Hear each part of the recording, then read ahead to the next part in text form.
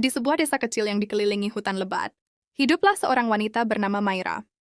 Ia dikenal sebagai perempuan lembut, rajin, dan selalu berusaha menjaga rumah tangganya sebaik mungkin. Setiap pagi ia bangun sebelum matahari terbit, menyiapkan sarapan, menyapu halaman, dan membuat rumah kecilnya terasa hangat.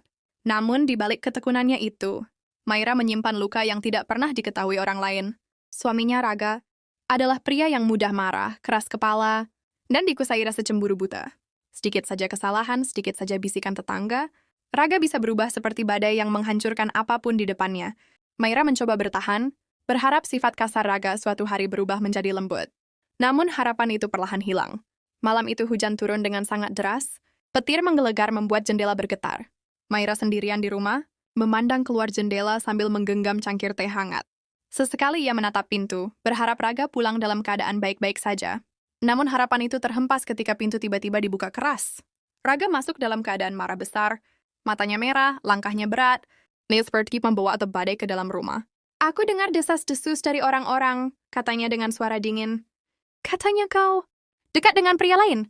Maira membelalakkan mata. Apa? Itu tidak benar, Mas. Aku tidak pernah. Namun Raga tidak mau mendengar. Ia menepis tangan Maira yang mencoba menjelaskan.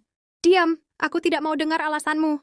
Tanpa memberi kesempatan sedikit pun, Raga menyeret Maira keluar dari rumah, meski hujan masih mengguyur. Dengan langkah kasar, Raga menyeretnya melewati tanah becek dan akar-akar pohon yang licin. Maira memohon menangis, namun tidak ada yang dapat menyentuh hati suaminya yang dikuasai amarah. Di tengah hutan yang gelap, hanya diterangi kilat sesekali, Raga mengikat tangan Maira pada pohon besar. Ia tidak memedulikan ketakutan Maira, tidak memikirkan hewan liar, dinginnya malam atau keselamatan istrinya. Dengan suara yang hampir tidak terdengar karena gemuruh hujan, Maira berkata, Mas, jangan tinggalkan aku di sini. Aku takut. Namun Raga hanya menatapnya dengan dingin. Kau pikir aku peduli? Biar kau tahu rasa. Setelah itu ia pergi begitu saja, meninggalkan Maira dalam ketakutan yang menyesakan, harapan yang hampir padam. Maira berteriak memanggil bantuan, tapi hutan itu seperti menelan suara manusia. Tidak ada jawaban. Tidak ada cahaya. Tidak ada kekuatan tersisa selain rasa putus asa. Tubuhnya gemetar, basah, dingin, dan terikat. Dalam hati ia bertanya, apakah ini akhir hidupku? Apakah aku akan mati di tempat ini? Di tengah rasa takut itu, terdengar suara ranting patah. Langkah seseorang mendekat. Maira menahan napas. Mungkinkah itu hewan buas? Namun bukan. Di balik kegelapan terlihat cahaya kecil dari lentera. Seorang pemuda muncul, wajahnya terkejut melihat Maira dalam keadaan terikat. Namanya Ardan, pemburu kayu yang sering melintasi hutan itu. Tanpa banyak tanya, ia mendekat cepat. Siapa yang melakukan ini pada Anda? Tanyanya, suaranya tegas namun lembut. Maira hanya bisa menangis.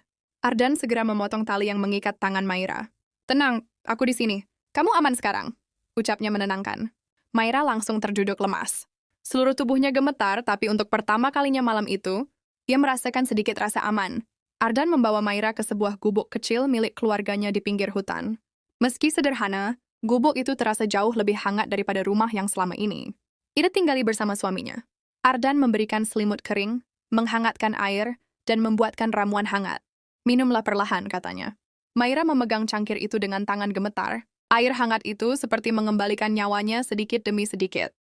Malam itu Ardan tidak banyak bertanya. Ia hanya memastikan Maira aman, tertidur, dan tidak kedinginan. Ia menjaga dari luar pintu agar Maira merasa terlindungi. Keesokan paginya keluarga Ardan, ibunya yang lembut dan adiknya yang ramah menyambut Maira seperti keluarga sendiri. Mereka tidak menghakimi, tidak bertanya dengan nada menyudutkan. Mereka hanya merawatnya dengan tulus. Dalam beberapa hari berikutnya, ketika Maira mulai pulih, Ardan mengajaknya menghadap kepala desa.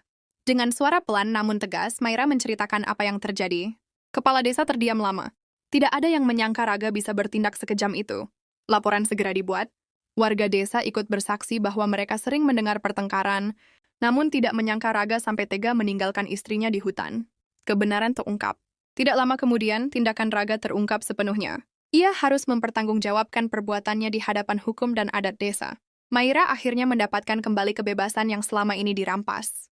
Ia tidak lagi dibayangi ketakutan. Tidak lagi terbelenggu rasa bersalah atas sesuatu yang tidak pernah ia lakukan. Ardan tidak pernah meminta apapun sebagai balasan. Tidak pernah menyinggung soal jasa. Baginya, menyelamatkan seseorang adalah sesuatu yang manusiawi. Aku hanya melakukan apa yang harus dilakukan, katanya suatu hari, ketika Maira berterima kasih. Namun bagi Maira, Kebaikan Ardan adalah cahaya pertama setelah bertahun-tahun hidup dalam kegelapan. Hari-hari Myra kini tenang. Ia tinggal di tempat yang lebih aman, mulai bekerja, mulai membangun hidup baru. Setiap kali ia merasa takut, ia mengingat malam itu, malam ketika ia hampir kehilangan segalanya, namun justru menemukan harapan baru.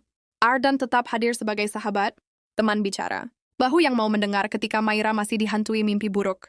Ia tidak pernah memaksa, tidak pernah menuntut. Ia hanya ada, dan kehadirannya memberi Myra kekuatan yang selama ini ia lupa bagaimana rasanya.